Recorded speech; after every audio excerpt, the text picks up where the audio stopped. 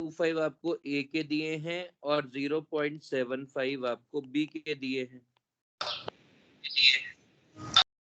और ए का vapour pressure आपको प्योर स्टेट में कितना दिया है? 300।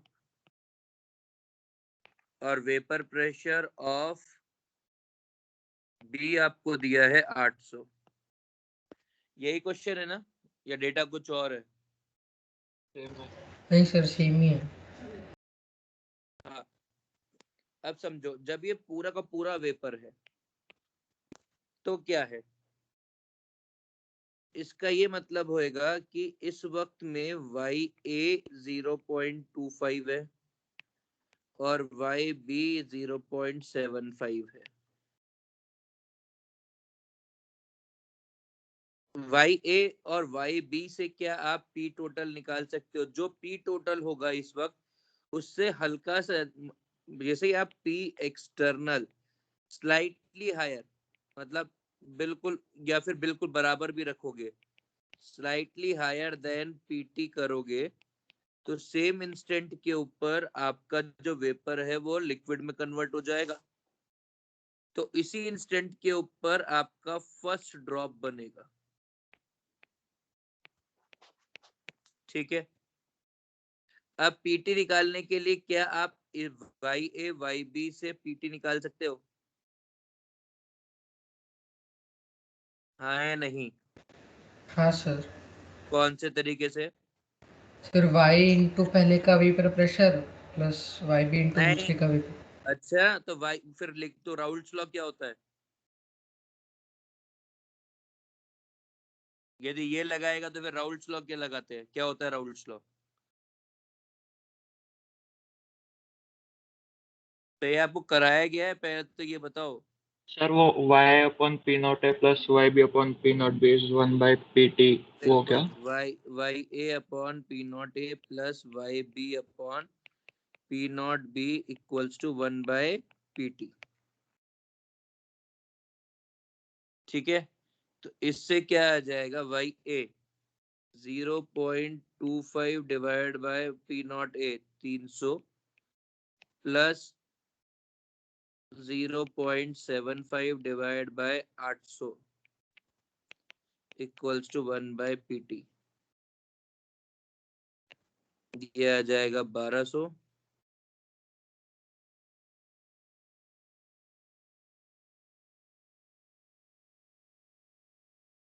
और ये आ जाएगा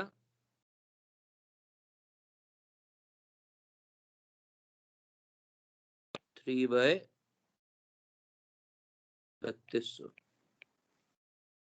तो इससे आप पीटी निकाल सकते हैं। समझ में आ गया है? हाँ सर। दूसरा जो सेकंड क्वेश्चन है कि जब आप जो पहला ड्रॉप बनेगा उस ड्रॉप का कॉम्पोजिशन क्या होगा?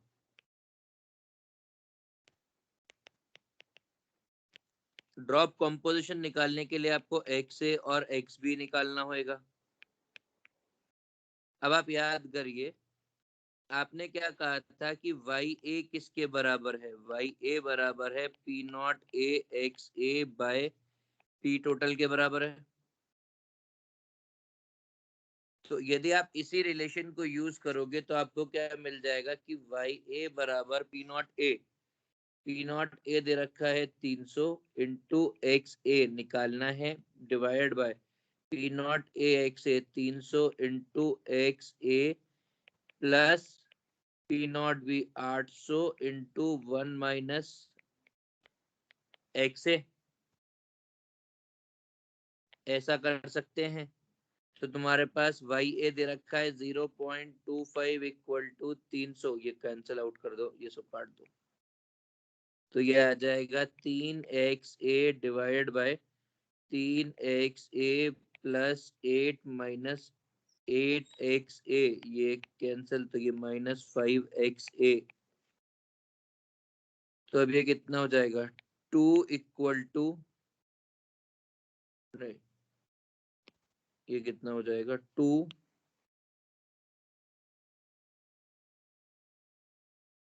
Minus 2.25 XA equal to 3XA, तो ये हो गया XA equals to 2 by sir 1.25 आएगा ना वो?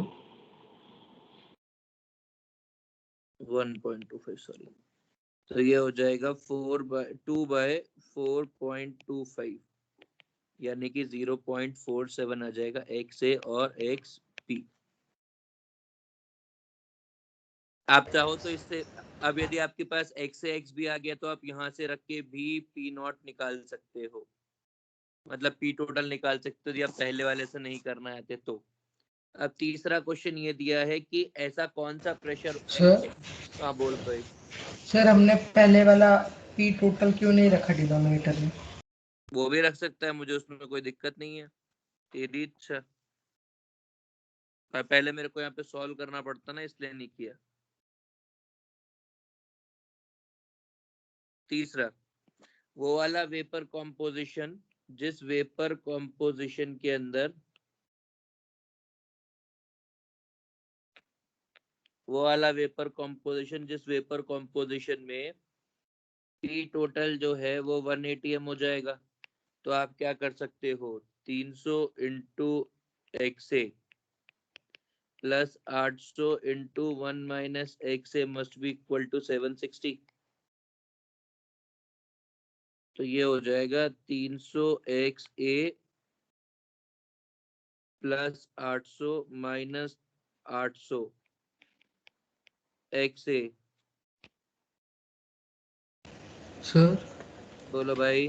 सर ऐसा कोई क्वेश्चन ही नहीं था 180 वाला। तीसरा बिट क्या था? Sir composition of solution whose boiling point is T। Boiling point का मतलब क्या होता है कि vapour pressure becomes equal to atmospheric pressure, तो सेम टी टेम्परेचर के ऊपर उसका प्रेशर कितना हो जाना चाहिए, 1 ATM हो जाना चाहिए, तभी ये पॉसिबल है। समझा? हाँ सर।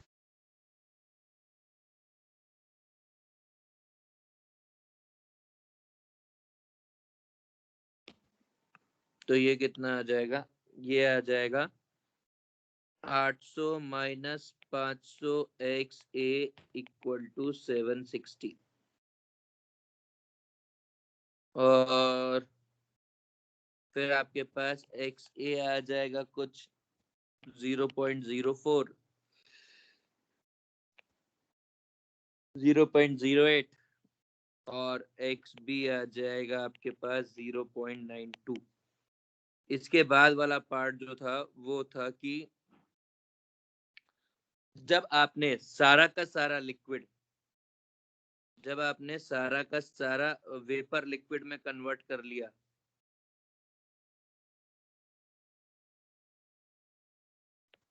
जब सारा का सारा वेपर आपने लिक्विड में कन्वर्ट कर लिया, उस इंस्टेंट के ऊपर प्रेशर कितना है, और वो जो लास्ट वेपर है उस लास्ट वेपर का कॉम्पोजिशन क्या है। ये दो चीजें थी। अब इसमें क्या होएगा, लास्ट वेपर मतलब लास्ट कैसे बनेगा, बिल्कुल जब लास्ट लास्ट होगा, इसका मतलब क्या है कि सारा का सारा लिक्विड जो है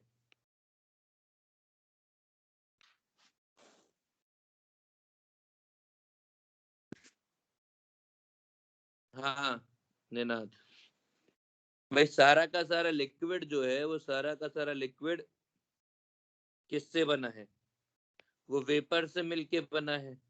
मतलब जो कॉम्पोजिशन इनिशियल वेपर्स का था,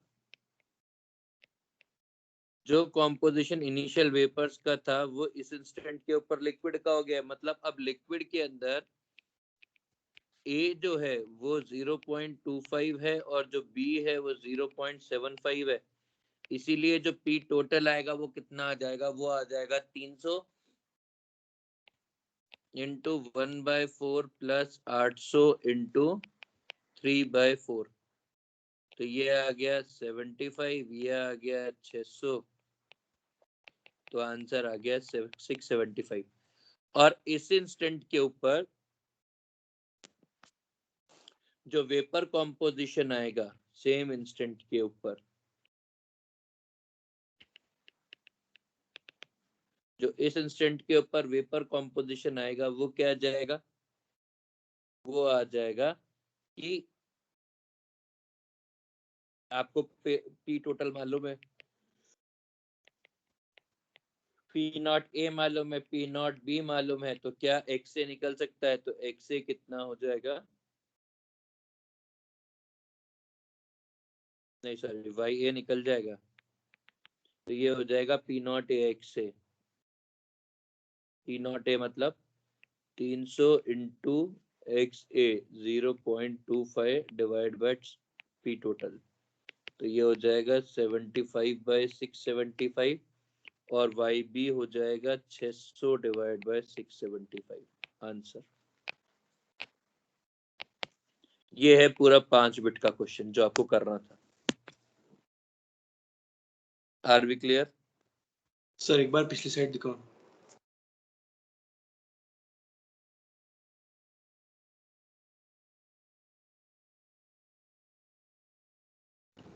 सर ये कॉपी करें। आपकी इच्छा। मैं आपको फोटो इसका वो भेज दूंगा पूरा स्कैंड। सर स्टार्टिंग से दिखाओ ना। मैं आपको भेज दूंगा ना कि पूरा पूरा पीडीएफ ही बना के भेज दूंगा, उसमें ऐसा क्या है। हाँ सर डाउट पूछोगे अभी? पूछ ले। सर अभी इस क्वेश्चन में हमने ये मतलब वेपराइजेशन कंसीडर किया, उसका मतलब अगर नॉर्मल डेरिवेशंस थे हमारे एक्स और वाई जो हमने निकाले, तो तब हमने क्यों कंसीडर नहीं किया कि कुछ पार्ट लिक्विड का वेपराइज हो जाता है और उसमें उसके मोल्स कम हो जा रहे फिर जो लिक्विड है। भाई समझ, जब जब तुमने किसी लिक्विड को वेपराइज कराया तो जो वॉल्यूम चेंज है, जो फ्रैक्शन चेंज है, वो बहुत ही छोटा सा होगा। हाँ वैसे सर। आपने कहा कि पानी है, आपने पानी रखा, 1 लीटर पानी रखा, तो उसके और उसको है ना एक बॉटल में बंद कर दिया, तो उसके वेपर्स बने होंगे बॉटल के अंदर, तो दैट चेंज इज सिग्निफिकेंट और इनसिग्निफिकेंट चेंज जो पानी का वेपर में कन्वर्जन होता है। पता? Sir insignificant. तो जब इनसिग्निफिकेंट है तो क्या फर्क पड़ता है? अभी जो अपन ने चेंज किया वो चेंज क्यों किया? क्यों चेंज अपने आप सिग्निफिकेंट हो गया था। मैं अपनी मजबूरी थी इसलिए अपन ने चेंज किया, वरना नहीं करते। समझ गया? यस। और बता।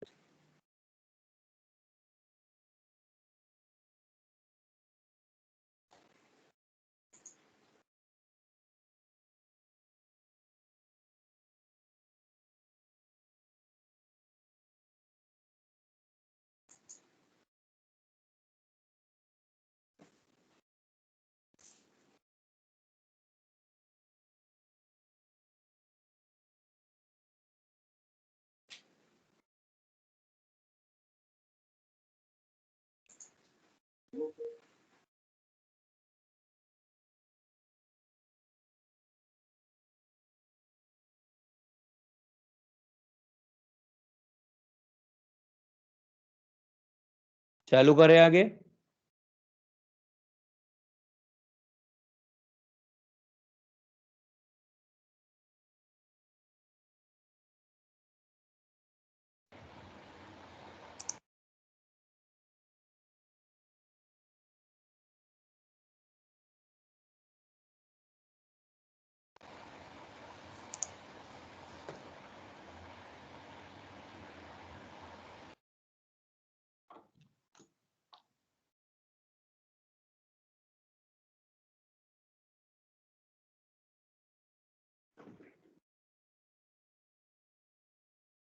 आप लोग को मेरी आवाज आ रही है ना?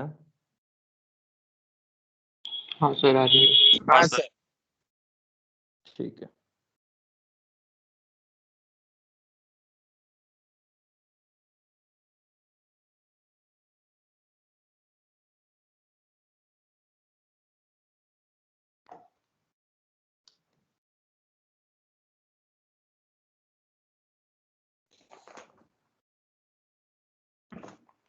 मैं आज नहीं, लाइट से स्ट्रगल करता रहूंगा लगता है।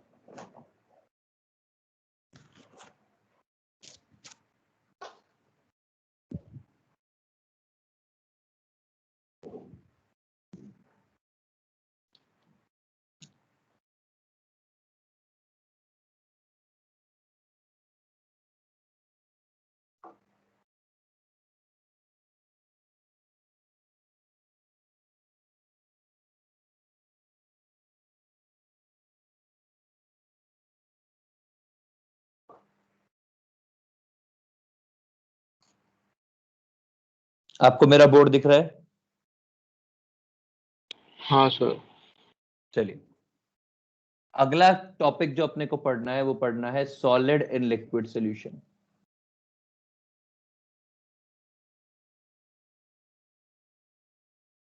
जो अगला टॉपिक अपने को पढ़ना है वो पढ़ना है सॉलिड इन लिक्विड सॉल्यूशंस।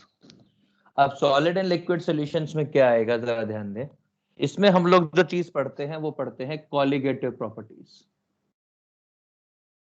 क्या पढ़ते हैं अपन? Colligative properties. कॉलिगेटिव प्रॉपर्टीज होती हैं the properties which depend on number of particles only, not on nature of particles.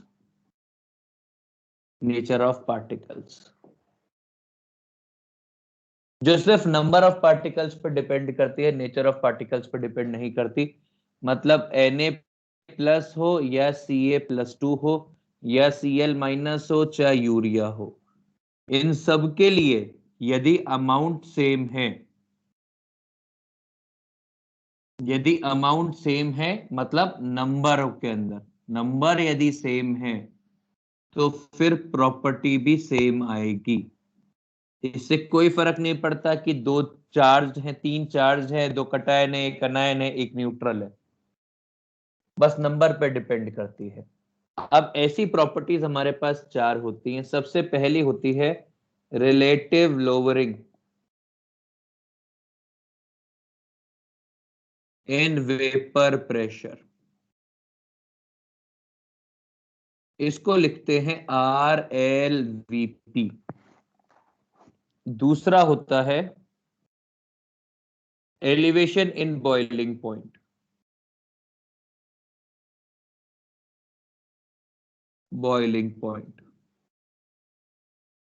तीसरा होता है डिप्रेशन इन फ्रीजिंग पॉइंट,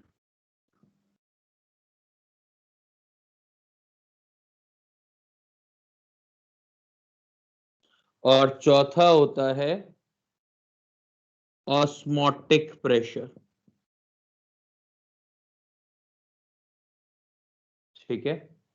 अब इसमें जो प्रॉपर्टी है वो या तो ये है relative lowering in vapour pressure, या फिर जो प्रॉपर्टी है वो प्रॉपर्टी है ये ऑस्मोटिक प्रेशर।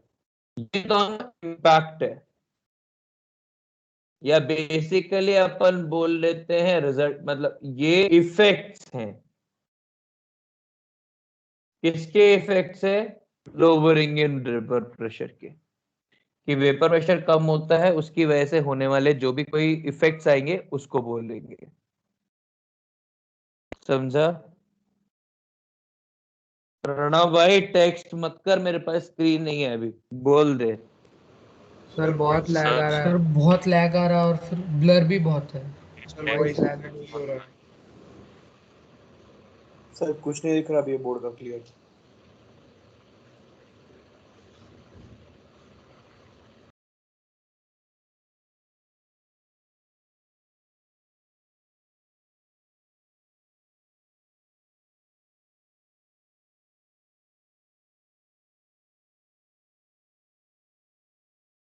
सर हाँ बोल भाई। सर कॉलिगेटिव का मतलब क्या है? कॉलिगेटिव का मतलब यही है कि जो एक ऐसी प्रॉपर्टी जो सिर्फ नंबर पे डिपेंड कर रही है और किसी पे डिपेंड नहीं कर रही है। ब्लर थोड़ा कम हुआ क्या? सर कम हुआ था, फिर से सर वही वो चेंज कर रहा फोकस। बार बार वही हो रहा था। अरे यार वही समस्या हो रही है।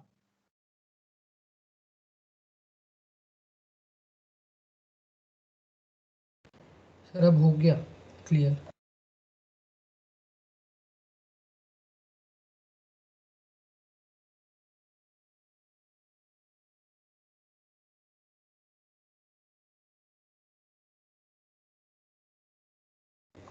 सर आपने इफेक्ट्स क्या लिखा है? ये दोनों इफेक्ट्स हैं और ये दोनों इफेक्ट्स है और ये रीजन है। चलिए अब इसमें सबसे पहली प्रॉपर्टी जो है वो पढ़ते हैं, relative lowering in vapour pressure.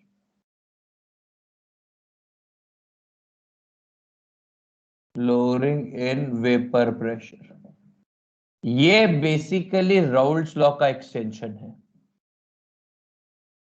Extension of Raoult's law. Extension of Raoult's law कैसे है जरा समझिए। आपको याद होगा राउल्ट्स लॉ क्या होता है, वो अपन बाद में, मतलब ये वाला पार्ट अपन बाद में देखेंगे, पहले रिलेटिव लोअरिंग करते हैं।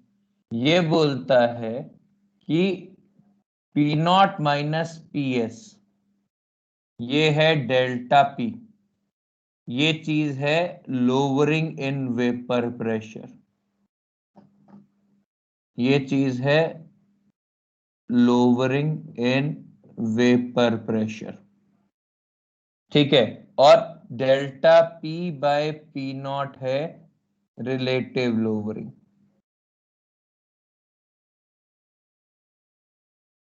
इन वेपर प्रेशर रिलेटिव का मतलब यही होता है ना, with respect to original values. तो ये है जो लोअरिंग आई और ये I with respect to initial value, और ये जो वैल्यू है delta P by P not is equals to mole fraction A, where A is solute here, ठीक है। ये होता है फर्स्ट प्रॉपर्टी। और ये अब कैसे डिड्यूस कर सकते हैं वो अभी अपन निकालते हैं। यहां पर पी नॉट है vapour pressure of pure solvent और पीएस है vapour pressure of solution. Solve करिए, मतलब कॉपी करिए फिर आगे बढ़ेंगे।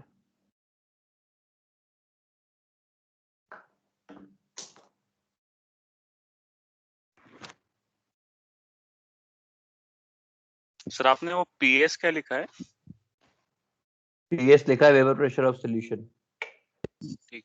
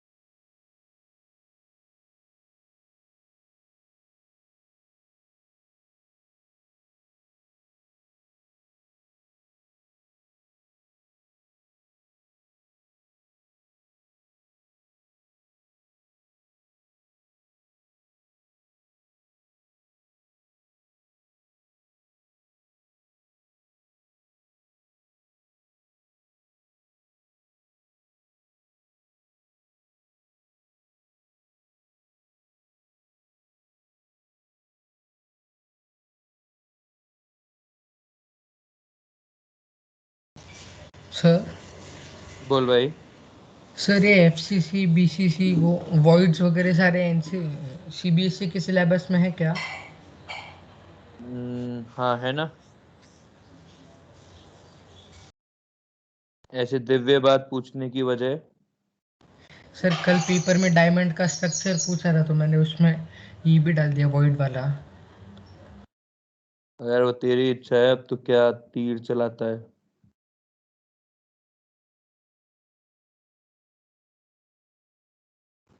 सर वो लैटिस कांस्टेंट का एक फॉर्मूला है सर कि ए स्क्वायर बी साइन थीटा, वो लैटिस का लैटिस कांस्टेंट्स ए और बी अगर दिया हो तो किसी एंगल पर।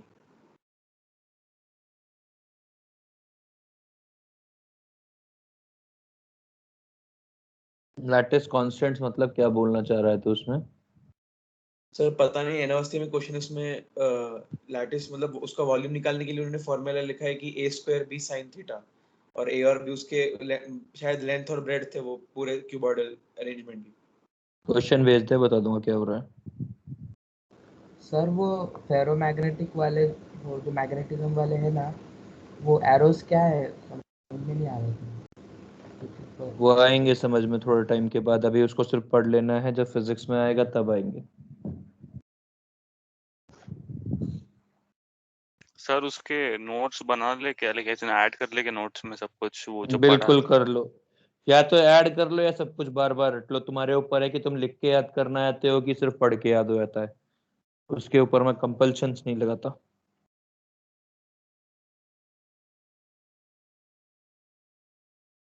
कॉपी हो गया क्या है? 1 मिनट।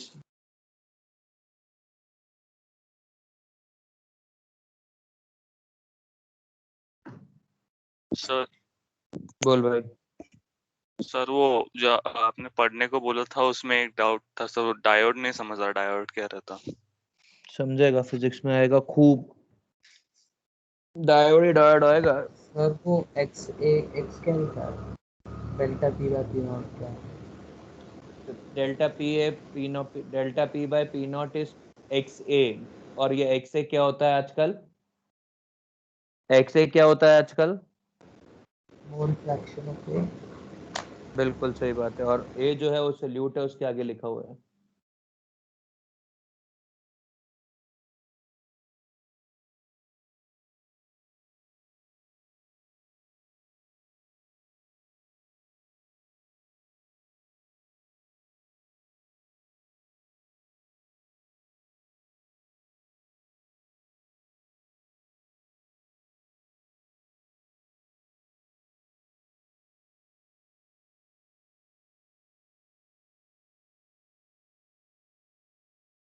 औरंगाबाद में भी बारिश हो रही है क्या?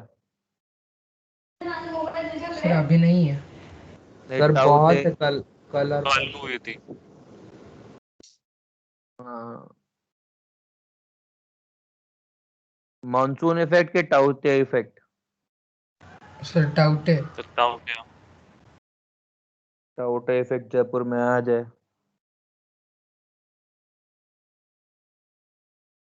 तो अभी यहाँ पे हो रखा है मस्त मजेदार।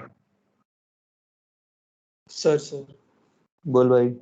सर एनओएसटी में लेवल 2 में से बहुत 3-4 दो क्वेश्चन है सर इसमें, एक डायगोनल के जो एलिमेंट है सॉलिड स्टेट के वो निकाल दिए गए, मतलब एक डायगोनल के तो निकाल दिए गए, तो नया फॉर्मूला गया, उसमें प्रॉब्लम आ रहा है सर। प्रॉब्लम क्यों आ रहा है, तो सोच ही नहीं रहा है फिर? नहीं सर, वो सोच रहा हूँ लेकिन आंसर मैच नहीं हो रहा, मतलब ऑप्शन मैच हो रहा है लेकिन वो आंसर ही नहीं है। कोई बात नहीं, जब होएगा तब डिस्कशन, तब बात कर लेंगे। सर ये वीक में होगा क्या डिस्कशन? बिल्कुल होएगा सब। ये कॉपी हो गया क्या? हाँ सर। यस। आगे बढ़ जाऊं फिर मिटा के?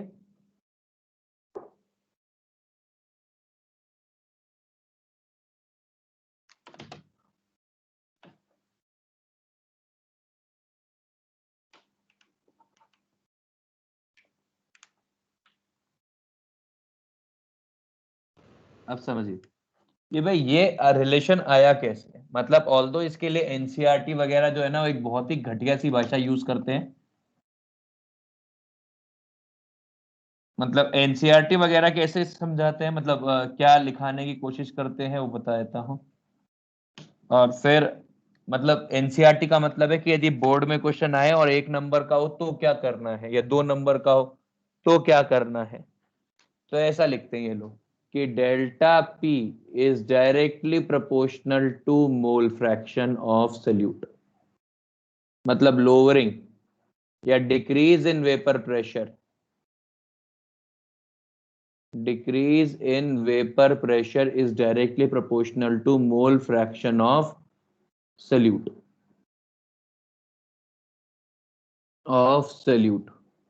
और फिर वो लिख देंगे कि delta P equal to P not A X A, और फिर इसको डिफाइन कर देंगे और आपको 1 नंबर बोर्ड से मिल जाएगा।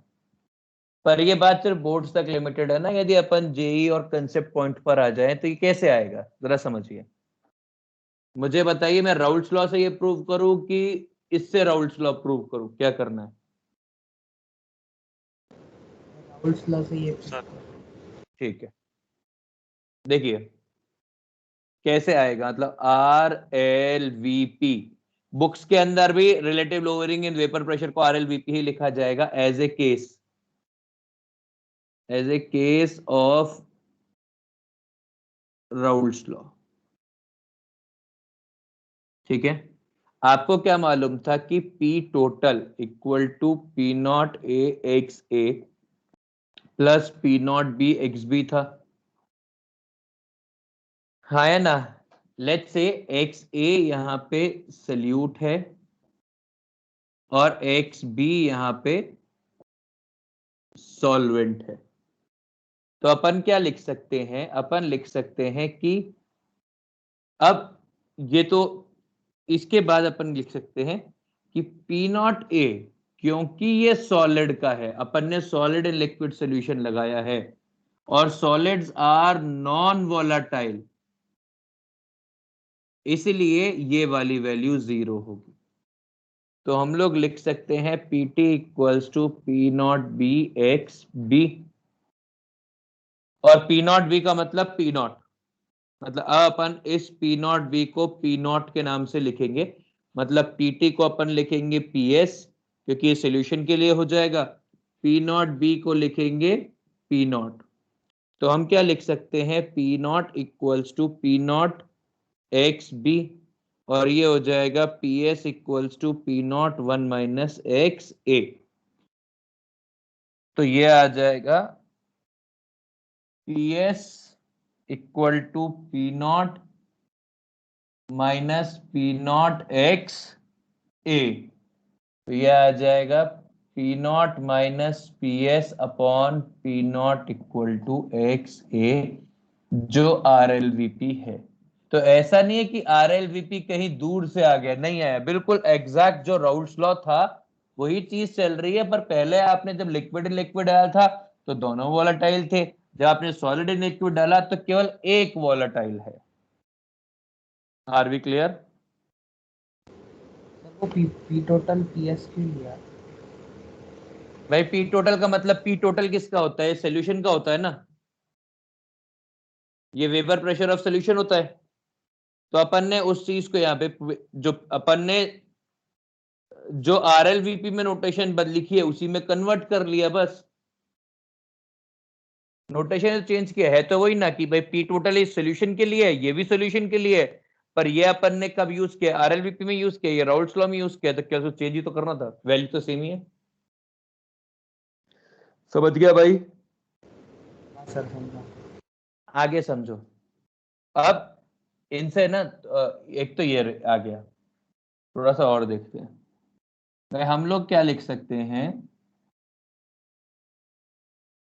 ये जो रिलेशन है इस रिलेशन से हमने एक चीज निकाली कि भाई P S equals to P naught X B.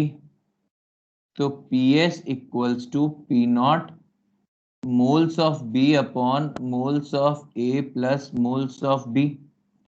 तो P S upon P naught, या इसको उल्टा कर लेते हैं इनवर्स सीधा, तो ये हो जाएगा P naught by P S equals to N B N A plus N B by N B लिख सकते हैं, और इसको लिख सकते हैं P naught by P S equals to 1 minus या N 1 plus N A by N B लिख सकते हैं।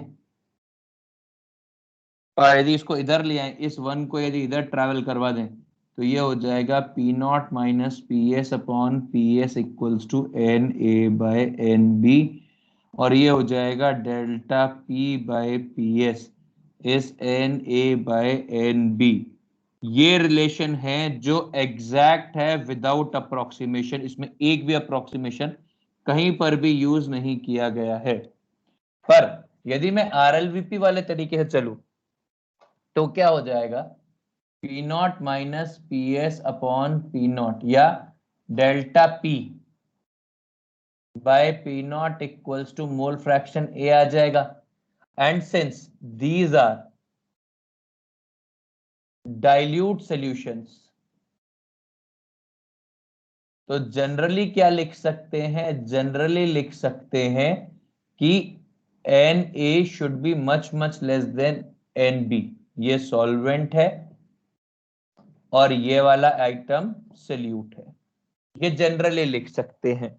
तो हमारे पास क्या आ जाएगा, delta P by P not equals to N A upon N A plus N B. N A plus N B को आपने इस अप्रोक्सीमेशन से nearly equal to N B लिख दिया, तो ये आ जाएगा delta P by P not equals to N A upon N B. पर ये अप्रोक्सीमेट वैल्यू है, तो यदि आपको डेटा दिखे तो ये कर देना, नहीं तो ये कर देना, और फिर अपने हिसाब से ऑप्शन सेलेक्ट कर लेना। ये वाले क्वेश्चंस, इसमें क्वेश्चंस के अंदर डिफिकल्टी नहीं बढ़ पाती है, क्योंकि प्रॉब्लम क्या है कि एक मोलालिटी डिपेंडेंट है। तो इस पूरे कंसेप्ट के अंदर जो क्वेश्चन घुमाया जाता है ना, वो घुमाया जाता है मोलालिटी के ऊपर, और किसी भी चीज पे नहीं घुमाते, स्कोप ही नहीं होता। या फिर घुमाते हैं आपको पी नॉट की वैल्यूज के ऊपर। ये करके देखते हैं, इतना कॉपी करिए, फिर इसके ऊपर क्वेश्चंस करके देखते हैं कि कैसे घुमाते हैं और क्या करते हैं। कॉपी कर लीजिए।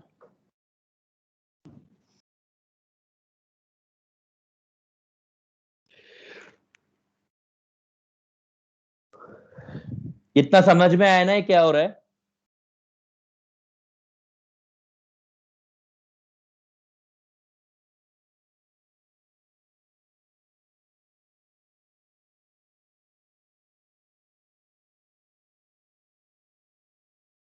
सर बोलो।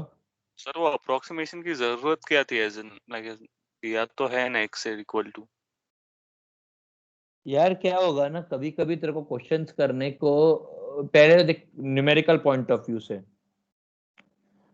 क्वेश्चंस करने में कई बार डेटा दे रखा होता है, और आप जब क्वेश्चन को बहुत तेज सॉल्व करना चाहते होते हैं तो इससे तेज सॉल्व कर सकते हैं डेटा से। मतलब मोल फ्रैक्शन निकालने से आसान होता है सिर्फ डायरेक्ट रेशियो निकालना, आई थिंक, पहला। दूसरा, ऐसे क्वेश्चंस बनते हैं कि which of the following statements are correct या आर एक्यूरेट विदाउट अप्रोक्सीमेशंस, और उनमें फिर एक ऑप्शन ये दे दिया जाएगा, इसलिए। ठीक है सर।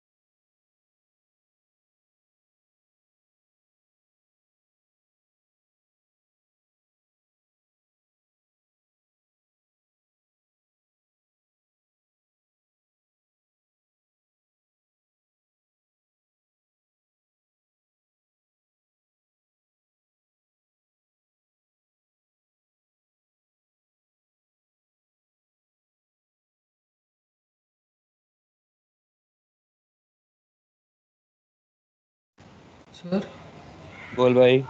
सर वो अप्रोक्सीमेशन के बाद की इक्वेशन कहाँ से आई? कौन सी अप्रोक्सीमेशन के बाद की इक्वेशन कहाँ से आई? Delta P by P not is equals to N A upon N A plus N B. वो राउल्ट्स लॉ, वो जो अभी आरएलवीपी पढ़ रहा है वो कहाँ से पढ़ रहा है? घर से थोड़ा लेके आया था। अच्छा हाँ सर, वो वही इक्वेशन होता है।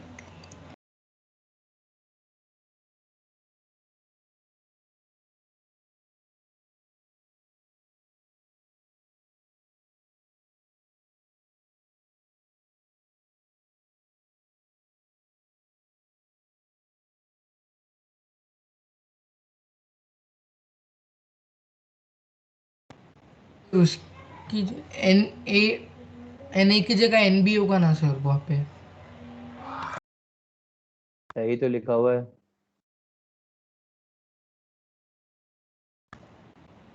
Delta P by P not is equals to N A upon N A plus N B लिखा है।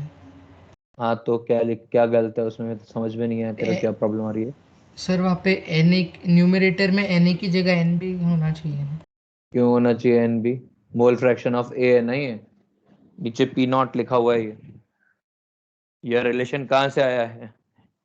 ये रिलेशन आया है यहाँ से कि P naught, sorry, P naught minus P S upon P not equals to mole fraction A.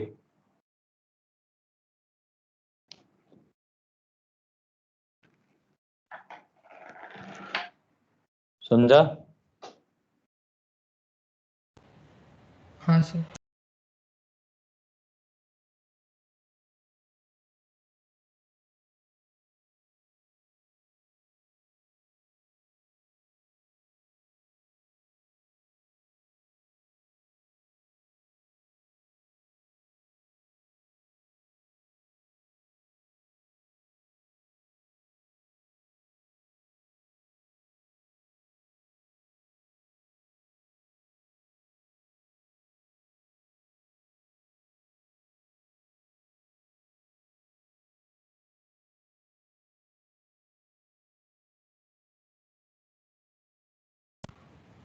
Modules हो गए क्या? मॉड्यूल्स हो गए यार, आज डिलीवर हो जाएंगे, कल हो नहीं पाए रात को, शाम को। आज डिलीवर हो जाएंगे तो हम आपको मैसेज डाल देंगे कि भाई कल से आप कलेक्ट करना चाहें तो इस टाइम से इस टाइम के बीच में कलेक्ट कर सकते हैं, वैसा।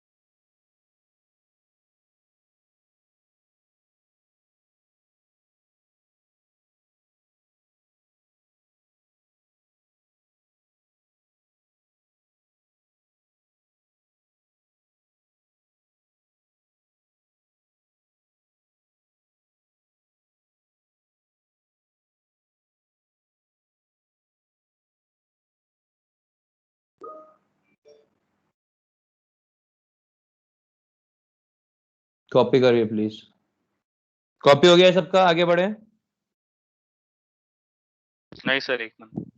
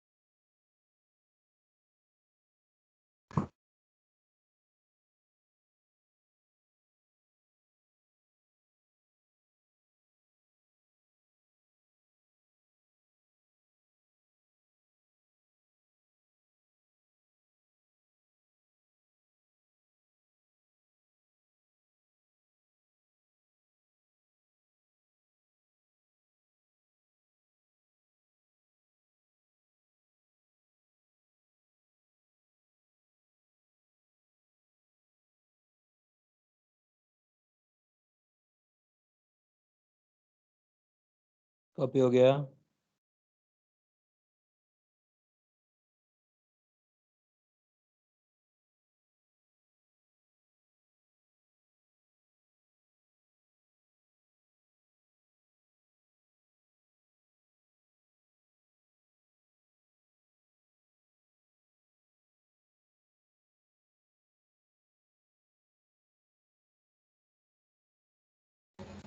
सर आपने 2023 लेक्चर नहीं लिया? नहीं।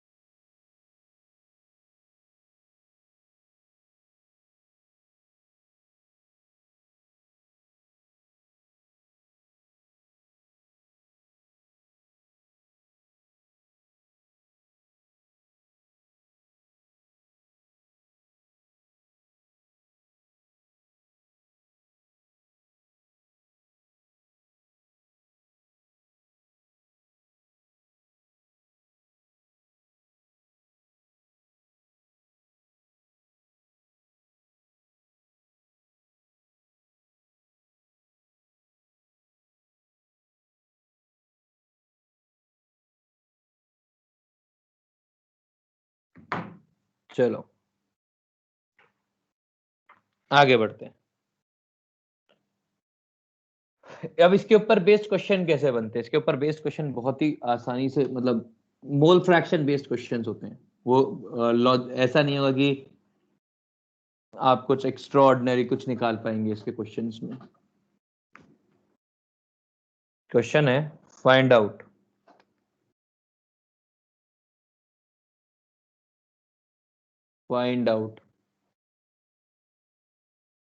Vapour pressure of urea solution if 120 grams of urea is added to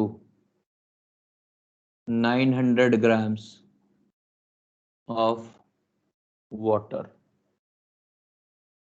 और आपको दे रखा है vapour pressure of pure water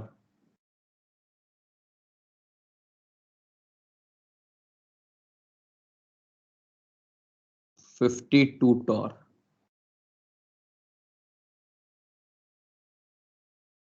sir urea का मास कितना होता है? यूरिया का मॉलिक्यूलर मास होता है 60।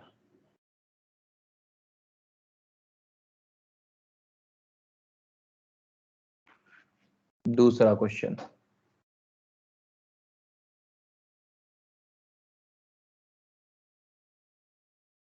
Find out number of moles of sugar of glucose added to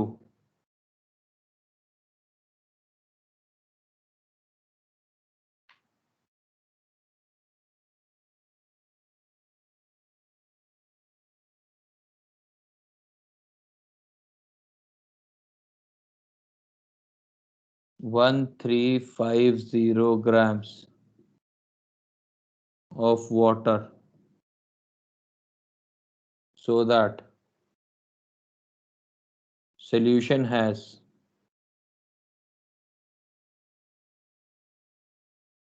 vapor pressure of 750 mm at 100 degrees centigrade and 1 atm pressure।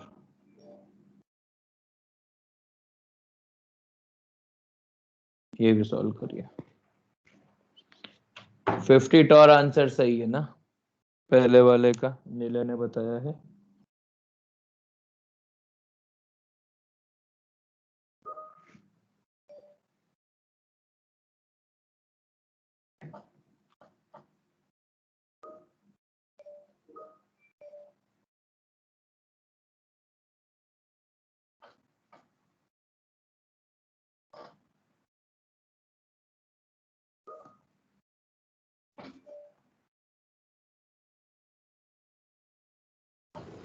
Sir वो एक्से जो था वो सॉलिड का था ना? हाँ सॉलिड का था।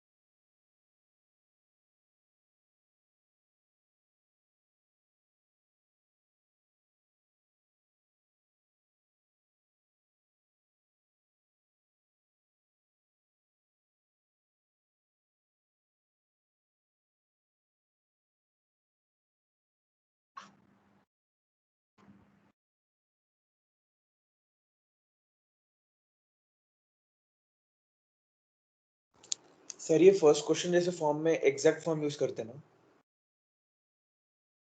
हाँ मतलब कोई सी भी कर ले, मुझे क्या दिक्कत है, आंसर आना चाहिए मैं तो बस।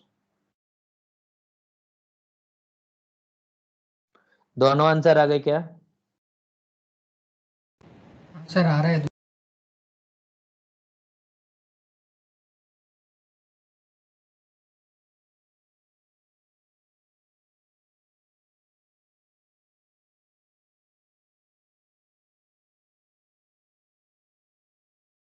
पहले वाले का आंसर 52 और है, बिल्कुल सही जवाब। सर बोल। आपने सेकंड क्वेश्चन में 1 atm प्रेशर को 760 माना है या 750 माना है? मैंने तो ये बोला है कि सोल्यूशन का वेपर प्रेशर 750 है और 1 atm प्रेशर मतलब 760 होता है। मैं 750 मानने वाला कौन होता हूँ? ठीक है सर। सर दूसरे का 1/5 है क्या? नहीं।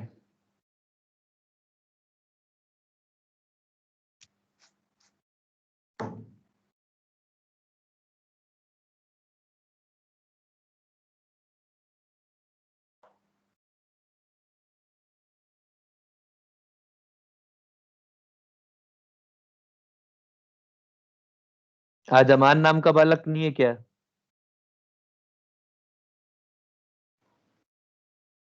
वो सर वो कनेक्ट नहीं हो पा रहा था 10 मिनट से।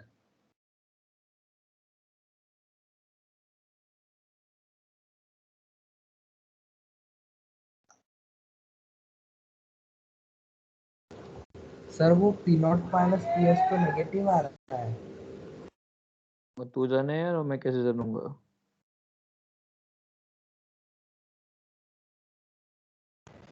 सर दूसरे में पी नॉट को 760 और पी एस को 750 लेना है ना? वो भी मैं कैसे जानू, वो भी तू ही जानेगा।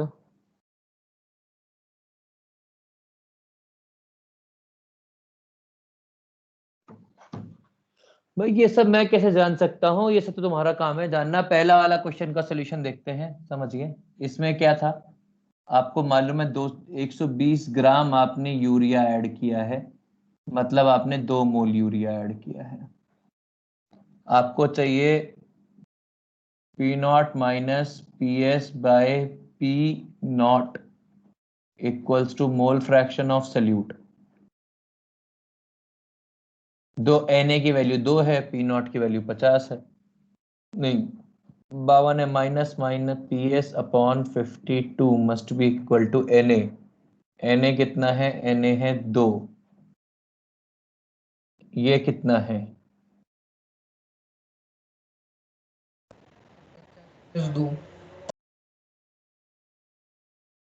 50 प्लस 2, तो ये आ गया 52 minus PS upon 52 equals to 2/52. तो इससे PS की वैल्यू आ जाएगी 50. दूसरे वाले केस में सर बोल. सर वो vapour pressure of pure water 52 torr बोला है ना, तो फिर वो पीएस होना चाहिए ना. पागल हो गया क्या? पी नॉट क्या होता है भाई और PS क्या होता है ये बता. P not total pressure. अच्छा, पी नॉट टोटल प्रेशर है कि PS टोटल प्रेशर है? PS P naught minus PS. PS है. इस वाले केस में क्या होगा? देखिए, सबसे एक इकलौती चीज जो इसमें सोचने वाली है कि जो वाटर है वो वाटर बॉइलिंग पॉइंट पर है. बॉइलिंग पॉइंट पर है मतलब इसका वेपर प्रेशर कितना होना चाहिए था? 760 mm होना चाहिए था. तो इस वाले केस के अंदर पी नॉट जो है वो 760 mm होना चाहिए, क्योंकि एट बॉइलिंग पॉइंट. तो इस वाले केस में P naught minus P S upon P not equals to, या P S equals to moles of A upon moles of B. 760 minus 750 by 750 equals to Na by 75. Moles of water कितने हैं? 75 हैं, 1350. तो ये हो जाएगा 10/75 equals to Na/75. तो Na की वैल्यू आ जाएगी 1 मोल. Are we clear?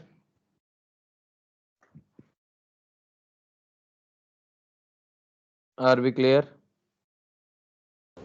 हाँ सर. सर इसमें अप्रोक्सीमेट फॉर्म क्यों यूज किया है? अप्रोक्सीमेट किसने यूज किया? देख, P naught minus P S upon P S है ना, पी नॉट थोड़ी ना है.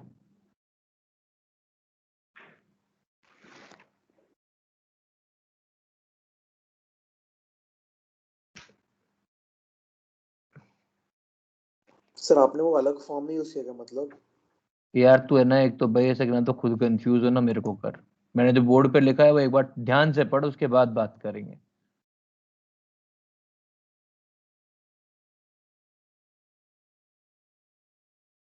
ठीक है, बिना परेशान हुए पहले ठीक से पढ़ ले उसको.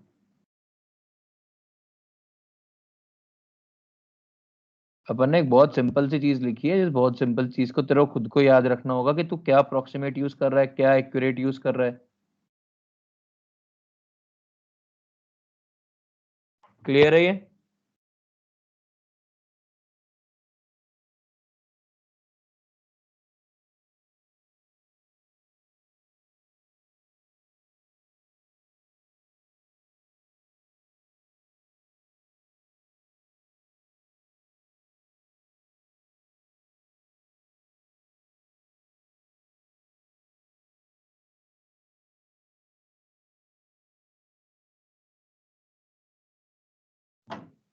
चलिए, अब जरा समझते हैं थोड़ा सा और. इसमें मेरे को समझाने के लिए और न्यूमेरिकल प्रैक्टिस कराने के लिए बहुत न्यूमेरिकल्स नहीं है ना, सारे सारे ऐसे न्यूमेरिकल होते हैं. मैं मिटा रहा हूँ, आगे बढ़ते हैं.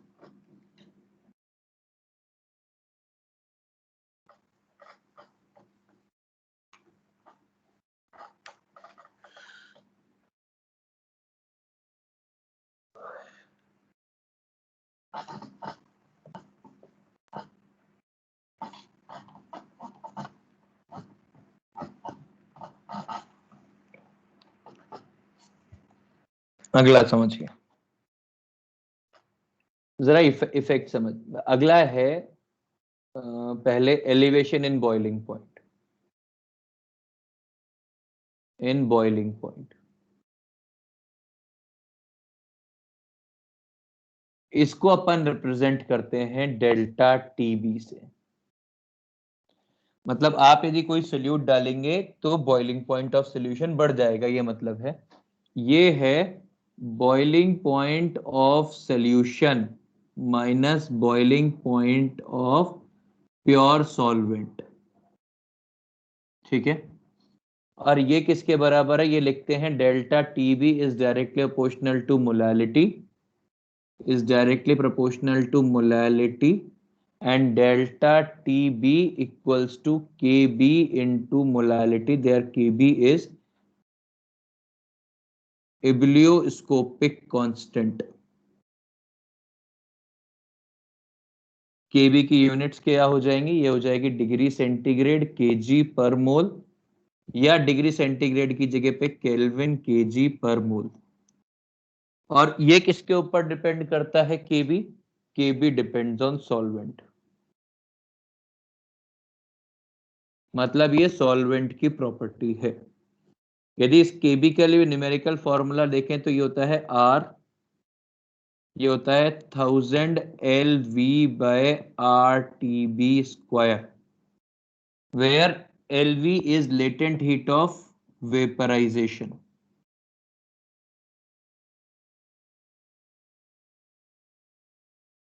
KB is latent heat of vaporization and TB is boiling point of solvent.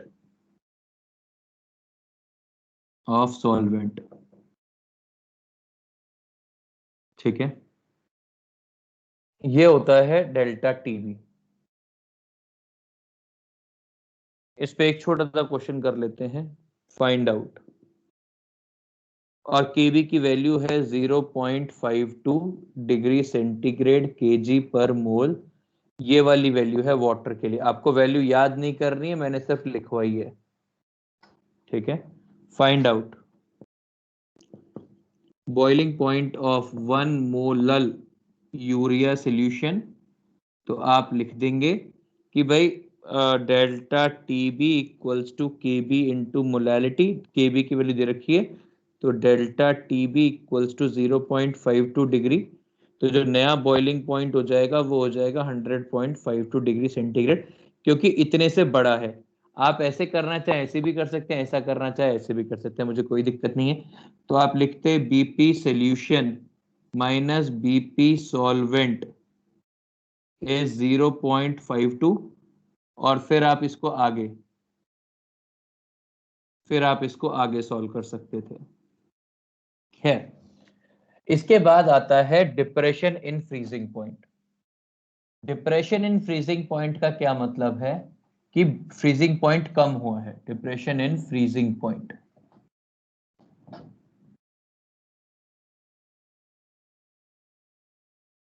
इसको अपन रिप्रेजेंट करते हैं डेल्टा टीएफ से, और ये है freezing point of solution minus freezing point of solvent.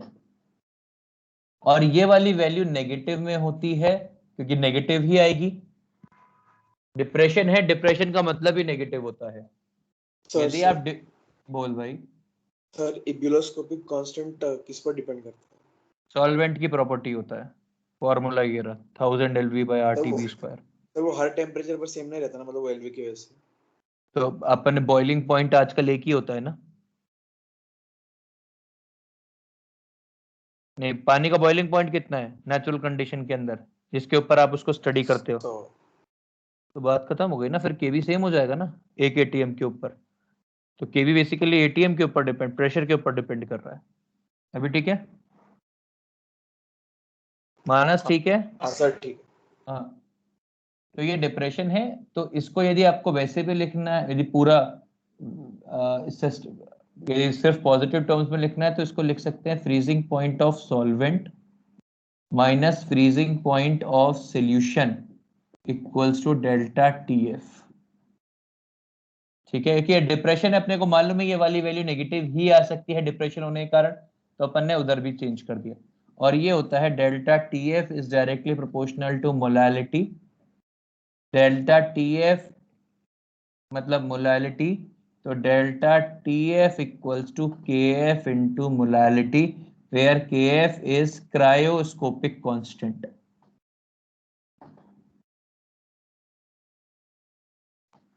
Is cryoscopic constant. और Kf भी सॉल्वेंट की प्रॉपर्टी है, इसकी यूनिट्स भी सेम है, kg per mole, और Kf is 1000 LF by RTF square, where LF is latent heat of fusion. Latent heat of fusion. I hope आपको latent heats पता है क्या होती हैं, और ये है फ्रीजिंग पॉइंट. ये है फ्रीजिंग पॉइंट और एक है लेटेंट हीट ऑफ फ्यूजन. आपको क्या फ्रीजिंग पॉइंट्स और लेटेंट हीट ऑफ फ्यूजन और वो सब कुछ पता है कि नहीं पता है, पहले ये बताइए. पता है सर. ग्रेट. और इसकी वैल्यू पानी के लिए होती है 1.86 केल्विन kg पर मोल. ये वैल्यू होती है. ठीक है, मतलब एक और क्वेश्चन कर सकते हैं. Find out freezing point of find out freezing point of 1 molar urea solution. तो ये आ जाएगा -1.86 डिग्री सेंटीग्रेड, क्योंकि केएफ की वैल्यू आपको पानी के लिए दी गई है. यहां तक ये समझ में आया? सर वो आपने यूरिया और जो वाटर का सेम कैसे आया? हाँ क्या? यूरिया और वाटर का सेम यूरिया और वाटर का सेम कैसे किया आपने? मैंने यूरिया और वाटर का सेम कहाँ किया है? ये सॉल्वेंट की प्रॉपर्टी है ना. 1 मोलर यूरिया सॉल्यूशन, मतलब यूरिया सॉल्वेंट सॉल्यूट है और वाटर सॉल्वेंट है. क्या अजीब सी बात की यूरिया और वाटर का सेम कर दिया मैंने. नहीं सर, समझ गया. सर बोल भाई. जब हम किसी मतलब अगर कोई कंपाउंड को पानी में डालेंगे तो फिर वो डिसोसिएट करेगा, तो फिर वो उसकी नहीं, मोलारिटी मैंने बोला कि डिसोसिएट कर रहा है अभी तक. सलीन करेगा ना. वो नहीं, पानी मैंने में बोला solution अभी तक, करेगा। मैंने बोला अभी तक कर रहा है. सर बोला ना, मतलब सॉल्यूशन वो पानी नहीं, वही मैंने तो। बोला कि अभी तक डिसोसिएट कर रहा है. मैंने इतने भी केस लिए सब यूरिया और ग्लूकोज के लिए. हाँ तूने यूरिया और ग्लूकोज को कभी डिसोसिएट करने के लिए सुना है? मैंने NaCl डाला है नहीं. जब डालूंगा तब बात करूंगा ना. चिंता ही कर रहा है. और तब बिल्कुल होगा यदि डिसोसिएट होगी कोई चीज तो उसकी, और आप न काउंटिंग के ऊपर डिपेंडेंट प्रॉपर्टी पढ़ रहे हो तो उसकी वैल्यू चेंज हो जाएगी. ठीक है, कॉपी कर लीजिए साहब.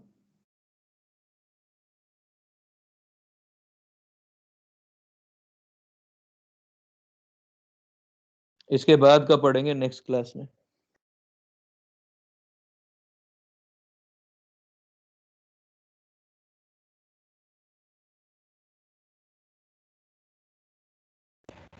सर आप सॉलिड स्टेट का डिस्कशन कब रखने वाले हैं? जल्दी.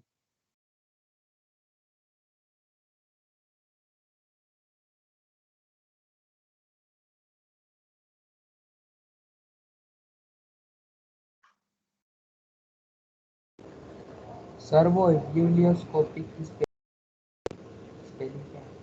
EBULLIOSCOPIC बिब्लियोस्कोपिक constant.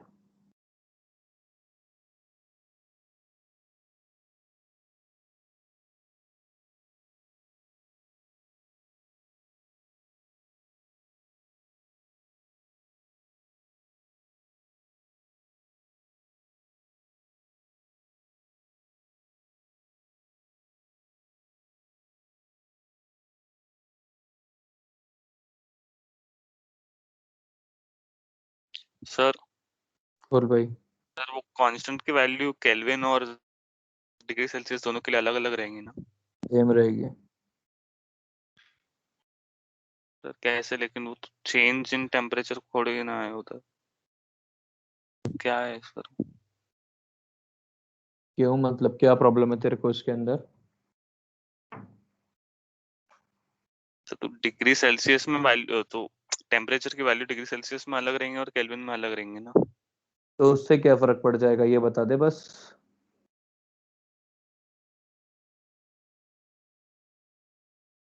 तो भावुक मत हो, नहीं मुझे सर, वो बस मुझे रीजनिंग दे। हाँ चेंज वैल्यू सेम रहेंगे सर। सर ये फॉर्मूला में कहाँ पे दिया है कि वो प्रेशर पे डिपेंड करता है? मैंने कब बोला कि प्रेशर पे डिपेंड करता, मतलब मैंने कब लिखवाया फॉर्मूले में कि वो प्रेशर पे डिपेंड करता? सर के बी मैंने लिखवाया थोड़ी ना है कि, मैं तो बस बता रहा हूँ कि टीबी क्योंकि प्रेशर पे डिपेंड करेगा और इसीलिए वो केबी की वैल्यू प्रेशर पे डिपेंड कर सकती है, पर नॉर्मल कंडीशन के अंदर प्रेशर कांस्टेंट है।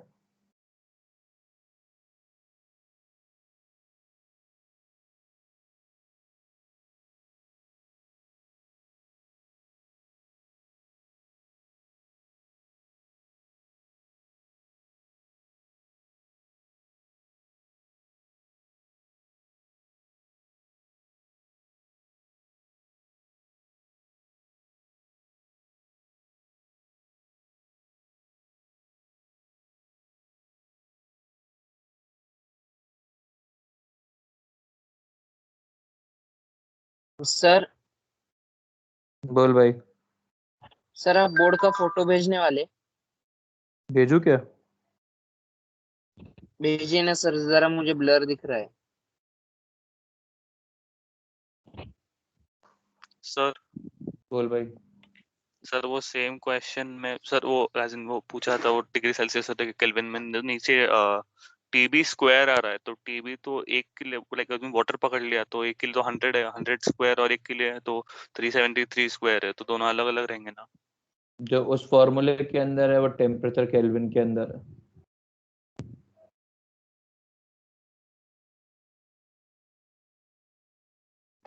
सर लेकिन वो तो फॉर्मूला केबी के लिए है ना, तो केबी तो फिर चेंज होगा ना डिग्री सेल्सियस और डिग्री केल्विन के लिए।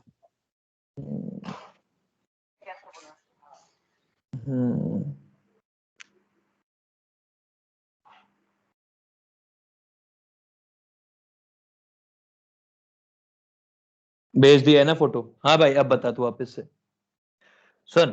सर वो केबी, फॉर्मूला में वो अरे भाई ये जब तू कैलकुलेट करेगा ना तब ये तू केल्विन में लेगा, ये तू जूल में लेगा या कैलोरीज में लेगा, उसके हिसाब से ये चेंज कर लेगा, ठीक है।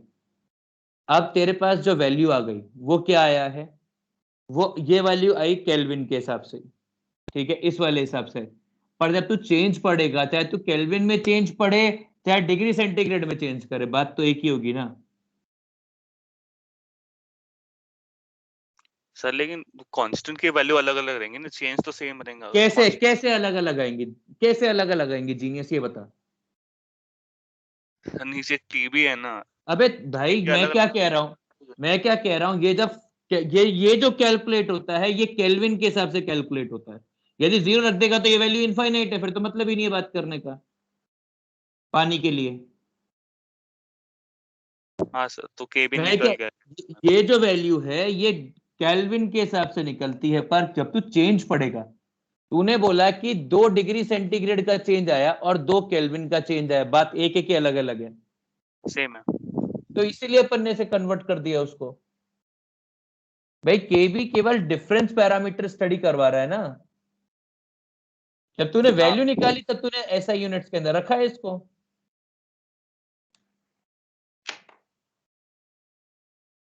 समझ गया? हाँ सर। चलिए भाई साहब, tata bye bye, see you later, मैं जा रहा हूं। सर कल चैप्टर खत्म। सर